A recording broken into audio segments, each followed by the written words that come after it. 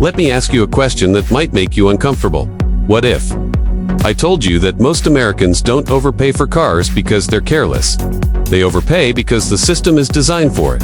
Right now, millions of people are driving cars they believe they got a good deal on. They negotiated. They compared prices. They felt proud walking out of the dealership. But behind that feeling is a quiet truth. They paid thousands more than they ever needed to. Not because they were stupid, but because they never saw the full picture. Because car buying in America is one of the most psychologically engineered experiences in modern consumer life. It's not about selling vehicles, it's about selling decisions. Decisions made when your brain is emotional, tired, excited, and distracted. And those decisions cost more than people realize. The average American today spends more than $40,000 on a new car. But that's not the shocking part. The shocking part is that two people can buy the exact same car on the same day from the same dealership, and one of them will pay $10,000 more for no real reason. No better car, no better features, no better service, just worse timing, worse information, and worse psychology. And the system depends on that, because if everyone paid the real fair price, the system wouldn't survive. The first place people overpay is where they don't even realize money is being spent. The price itself, car prices are not fixed. They're emotional. The sticker price is almost never the real price. It's just a starting point. But most people walk into a dealership believing that the sticker price is already close enough. So they negotiate a little. They get a few hundred off, they feel successful, but behind the scenes, dealerships already bake thousands of dollars of profit into that number. So even after your discount, you're still overpaying. You just feel like you won.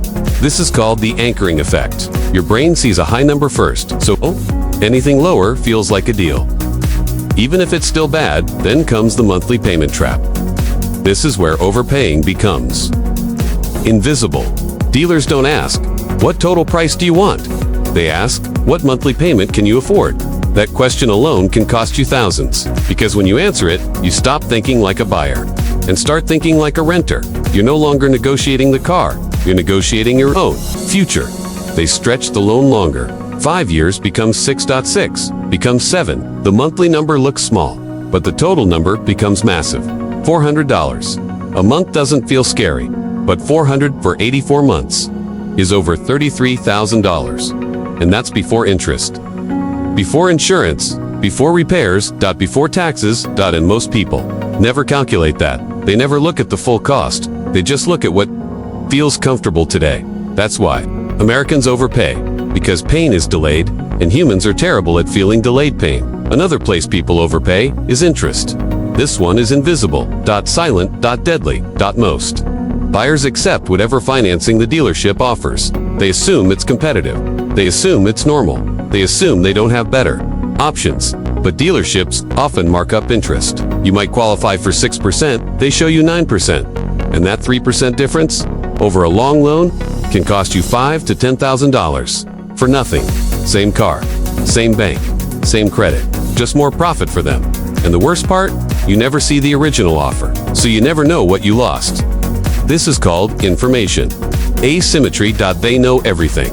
You know almost nothing. So you agree because you trust, because you're tired, because you just want the car. Then there are add-ons. This is where thousands disappear without anyone noticing. Extended warranties. Gap insurance. Paint protection. Interior protection.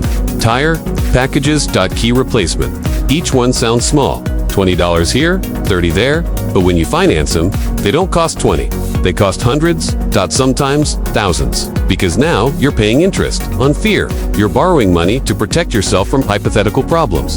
And the worst part, most people don't even remember agreeing to these, because they were signed when the brain was exhausted, after hours of negotiation, after excitement, after mental fatigue. This is called decision fatigue, and it's intentionally engineered. The longest part of the process happens right before you sign, so your brain stops analyzing and starts agreeing. That's when overpaying becomes automatic. Another place Americans overpay is depreciation. This one hurts the most, because it feels like nothing. The moment you drive a new car off the lot, it loses 10 to 20% of its value. Instantly, not after a year. Immediately, in 5 years. Most cars lose more than half their value, but your loan D isn't single, quotes T, so now you owe more than it's worth. This is negative equity, and it traps people. If you want to sell, you still owe money. If you want to upgrade, you roll old debt into new debt. So you're not moving forward. You're carrying your past mistakes into the future. This is how people stay in car payments for decades. Not because they love cars, but because they never escaped the first. Overpayment. Another place people overpay is timing. Dealerships have quotas. Monthly targets. End of quarter pressure. End of year pressure. But buyers don't know this, so they walk in randomly. They negotiate when the dealer has no reason to give discounts. They miss the moments when leverage exists. They overpay simply because they came at the wrong time. Same car. Same buyer. Different week. Different outcome. Thousands of dollars difference. And the buyer never knows. Because the system never tells them. Another hidden cost is trade-ins. This is where money disappears. Quietly. Dealers often underpay for your old car, but hide it by discounting the new one, so you think you got a deal, but you actually lost value on both sides. They took money from your old car and gave you the illusion of savings on the new one. You didn't win, you just didn't see the loss. This is called price masking. It feels fair, but it's not. Transparent, and transparency is the enemy of overpayment. The final reason Americans overpay is emotional attachment. People fall in love with cars. They imagine themselves driving it, showing it, living with it, and once emotion enters, logic leaves. You stop comparing. You stop walking away. You stop negotiating. You start justifying. And justification is expensive, because the moment you need a specific car, you lose leverage. You'll pay more to avoid disappointment. And dealerships know. That's why test drives happen before pricing. That's why colors and features are shown before numbers. They want your heart involved before your calculator. So why does this system exist? Because it works. Because people are human, not rational, not perfectly logical. And the system doesn't need you to be stupid. It just needs you to be normal. Tired, busy, hopeful, distracted, and that's enough to overpay. By thousands, sometimes tens of thousands, over a lifetime, hundreds of thousands. Not in one big mistake, but in many small invisible ones. So here's the real truth. Americans don't overpay for cars because they can't negotiate. They overpay because they never see the full cost. They never see the full structure. They never see the full incentives. They see what's presented. And what's presented is designed to feel fair. While being profitable, the real skill is not getting a good deal. The real skill is knowing when you're being manipulated. Because once you see the pattern, it becomes impossible to unsee it. If this video changed how you think about buying cars, hit like.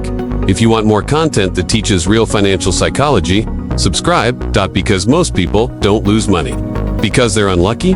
They lose it because the game was never explained to them.